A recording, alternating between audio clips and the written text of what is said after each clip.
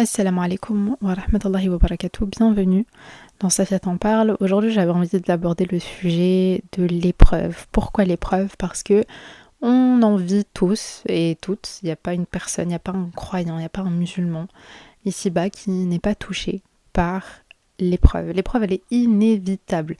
Tu peux être éprouvé dès ta naissance, tu peux être éprouvé à la fin de ta vie, tu peux être éprouvé au milieu, tu peux subir des toutes petites épreuves et des épreuves qui sont un peu plus grave, un peu plus importante. Et pour appuyer ce propos-là, on a un hadith du prophète Mohammed sallallahu alayhi wa sallam où il dit « Il n'est pas une fatigue ou une maladie, un souci, une peine, un mal ou une angoisse qui touche le musulman jusqu'à l'épine qui le pique sans que Allah ne lui efface à cause de cela une partie de ses péchés. » Tout de suite, avec ce hadith, tout de suite on comprend que tout ce qui nous touche, que ce soit petit, grand, important, moins important, c'est une épreuve et on aborde le côté positif de l'épreuve, c'est que nos péchés sont expiés.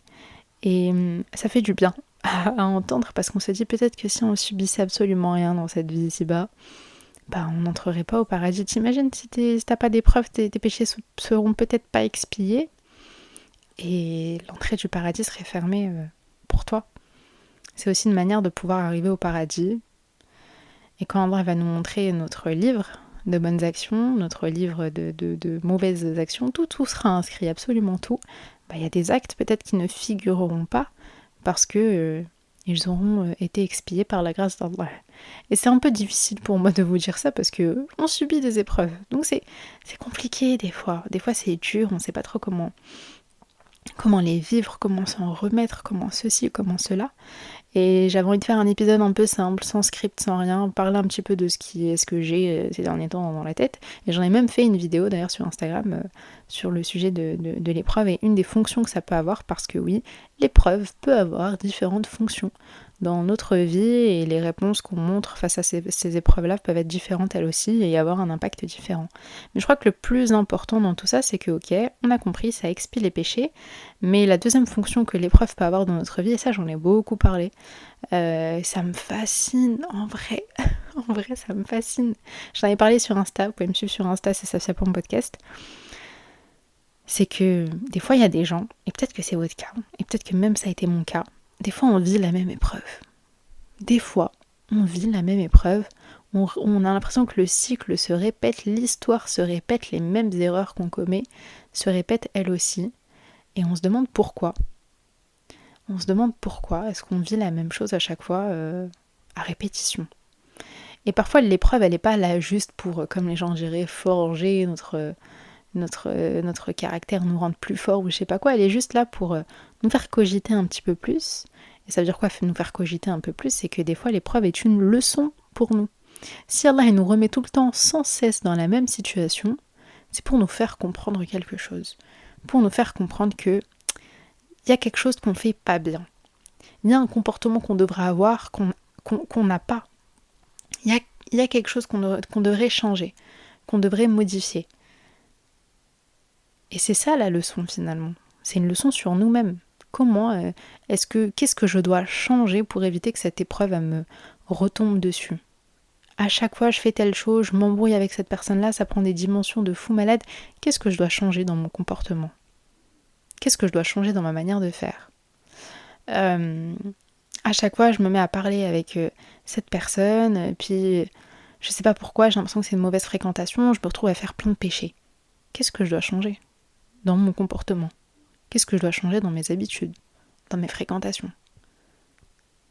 Ça c'est important de le garder en tête parce que, je vous jure, des fois on oublie.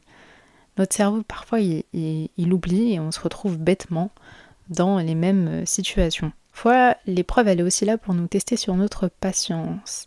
Et je sais ce que je dis parce que ces derniers temps, figurez-vous que moi c'est bien beau les épisodes de podcast, les conseils en spiritualité, tout ça, mais je reste comme tout le monde. Et ces derniers temps, je sais que j'avais un peu perdu patience. Et quand on perd patience, on entre en colère. Et ces derniers temps, je sais pas si c'est parce que j'étais en période de SPM là, mais j'étais en colère. Quand je vous dis en colère, vraiment je me livre à vous, je vous le dis avec honnêteté, en colère, mais comme pas possible. et je le verbalisais. Et je parlais, je disais à voix haute, mais j'ai la haine. Je me parlais à moi-même, hein, ou je parlais à Dieu en même temps. Je disais, mais j'ai la haine, j'ai la rage. J'étais mais dans une colère. Et la colère, on sait, c'est dangereux. Donc je l'étais pas avec les autres, mais je le verbalisais. Voilà, et je le disais à voix haute comme ça à Allah, et je lui faisais comprendre que mais j'étais mais enragée, quoi. Je sais pas, vraiment le mot rage, quoi. Je le répétais comme ça. Et je crois que c'est peut-être le premier réflexe en vrai qu'on doit avoir quand on est en colère, c'est le verbaliser à Allah, lui dire, parce que ça nous décharge un petit peu d'un poids. Mais c'est aussi l'une des conséquences du manque de patience, parce que quand on perd patience, ça a un impact forcément sur ce qu'on ressent, et donc on entre plus facilement en colère. Et là où la colère, faut s'en méfier, c'est que elle vient nous brouiller la vision. On perd un petit peu nos idées, on perd notre sang-froid, on n'a plus trop les idées claires, et c'est là aussi où on peut s'éloigner d'un vrai. Les épreuves, elles te testent sur ta patience. Et quand on dit elles te testent sur ta patience, c'est de manière plus globale, t'es testé aussi sur tes réactions, en fait, ta réaction à l'épreuve, comment tu réagis. Et c'est là où il y a deux types de personnes. Il y a ceux qui choisissent la patience. Et ça veut dire quoi la patience? Est-ce qu'on attend comme ça alors que l'épreuve elle nous tombe dessus? En islam, ça voudrait plus dire faire des invocations, toujours rester proche d'Allah, parce que quand tu as des baisses de foi pendant ton épreuve, ça peut être har, ça peut être chaud. Donc rester proche d'Allah, l'invoquer et faire les causes pour se sortir de cette épreuve. Exemple, quand la maladie nous touche, est-ce qu'on doit rester comme ça à subir la maladie et se dire non, en effet, yadrabbé, comme on dit en arabe, je suis entre les mains d'Allah? Non, tu te lèves, tu fais les causes, tu cherches des remèdes, tu cherches des solutions, tu essaies de te soigner. Quand t'es malade, tu vas chez le docteur, par exemple. Ça, c'est une cause. Et de l'autre côté, forcément, il y a ceux qui vont venir perdre patience. Et perdre patience, ça veut dire quoi? Ça veut dire que je décide de me sortir. Je décide de me sortir. Je décide de contourner cette épreuve. Je décide d'être dans le déni. Je décide de tout foutre en l'air, tant pis, j'en ai rien à faire. Tout ce qui est responsabilité et tout, là, tu laisses tout ça de côté et puis tu n'en fais plus qu'à ta tête. Ou tu décides d'emprunter des chemins qui ne sont pas les bons, en fait. Et du coup, c'est des chemins qui peuvent te pousser à commettre des péchés, qui peuvent te pousser à faire certaines erreurs et qui peuvent même te pousser à t'éloigner d'Allah. Parce qu'il y a deux issues, finalement, aux épreuves. Il y a ceux qui restent accrochés à lui, et c'est ce qu'on doit faire, rester accroché à Allah. Et il y a le chemin de je décide de m'éloigner de lui. Je m'éloigne de lui. Après tout, la religion, ça sert à rien. Regardez, j'ai que des problèmes. Je laisse la religion de côté. Et c'est là où on peut se tromper parce qu'en fait, ta situation, elle va juste empirer. Qu'on oublie aussi, et j'en parlais récemment, c'est que quand on est touché par l'épreuve, on a envie qu'il y ait un miracle. Et je sais ce que je dis, parce que c'est un peu ma manière aussi des fois de voir les choses. Hein. C'est tu demandes à Allah un miracle, un changement tout de suite, directement, dans l'immédiat. Et ça nous renvoie aussi à notre impatience d'une certaine manière, parce que l'être humain est impatient et qu'on veut tout de suite, tout maintenant, alors qu'il n'y a absolument rien sur cette planète qui se passe du jour au lendemain, en quelques heures, ta situation change. Tout prend du temps, tout est une question de travail. Même la nature, quand on regarde autour de nous, les saisons, elles sont là parce que c'est une preuve de l'existence d'Allah, c'est que toute chose prend du temps. Une fleur pour se former, elle va pas se former comme ça du jour au lendemain, ça prend du temps. Et c'est la même chose avec notre vie, avec les situations qu'on vit. Quand on se retrouve dans des situations et on veut absolument que ça change, on sait que c'est pas après pas, c'est une chose après l'autre, tu peux pas tout faire sur le moment. On a besoin de temps. Et c'est ça aussi, ça rentre aussi dans la notion de patience. C'est se dire, je peux pas tout changer maintenant, moi. Et Allah ne le fera pas non plus d'un coup. Parce que ce serait trop de changements d'un coup, ce serait peut-être trop bouleversant et peut-être qu'à la fin ce serait un mal. Donc chaque chose prend du temps. Ta situation, ton épreuve ne va pas disparaître du jour au lendemain. Tout a une explication, tout prend du temps et on en a besoin parce que notre existence, elle aussi, elle s'étale sur de nombreuses années et qu'on on peut pas tout vouloir maintenant. C'est impossible. On pourrait pas. On pourrait pas, ce serait trop de changements pour nous. Je crois que je terminerai cet épisode-là par un bienfait, mais rappelez-vous que ça se voit. Ça se voit. Ça se voit qui a été éprouvé, ça se voit qui n'a pas été éprouvé. Ça se voit dans la manière où on a de l'empathie. Ça se voit dans la manière où on réagit au malheur des autres.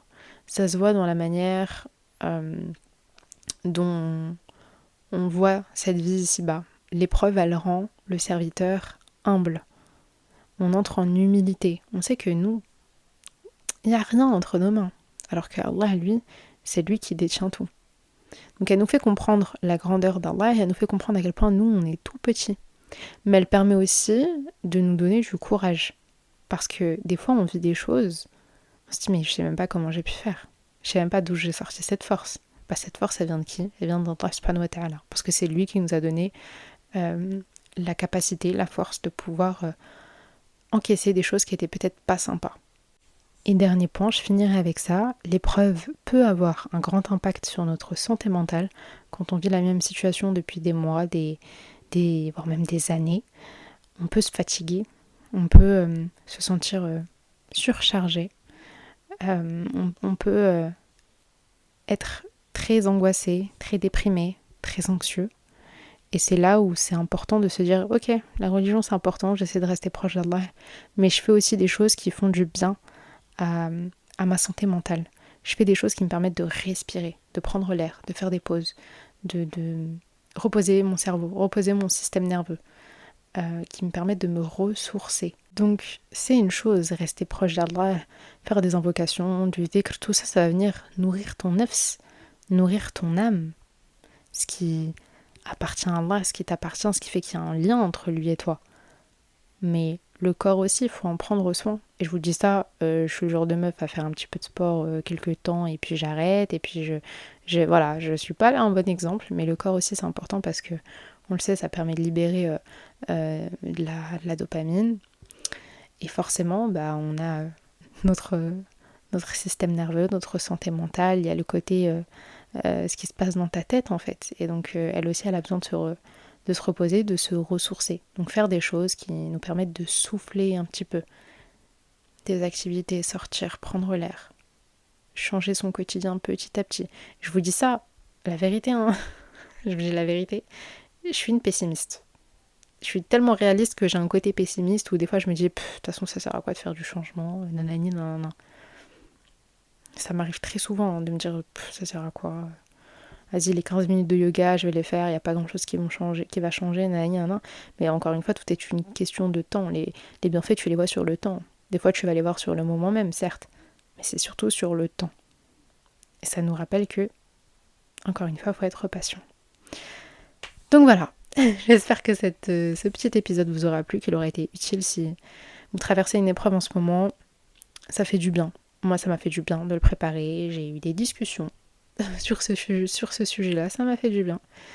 Et vraiment, j'espère avec tout mon cœur que ça vous aura été utile. D'ailleurs, absolument rien à voir, mais avant de clôturer cet épisode, je vais bientôt lancer, Inch'Allah, des petites sessions de coaching psycho-spirituel. C'est des sessions qui pourront se dérouler en visio, avec une durée à peu près de 1 heure ou moins, ça va vraiment dépendre de la personne en face. Donc voilà, vous avez déjà un lien qui est disponible sur ma bio Insta, donc mon Insta c'est safia.podcast. Voilà, n'hésitez pas à m'envoyer un message en vrai, de m'en parler directement sur Insta, et puis je vous redirigerai et on pourra faire ça, Inch'Allah, en espérant, encore une fois, je le répète beaucoup, mais que ce soit utile pour vous. Le Mouhim, c'est la fin de cet épisode. N'hésitez pas à le partager. Vous pouvez me rejoindre encore une fois sur les réseaux. Et puis on se dit à très vite pour un nouvel épisode. Assalamu alaikum.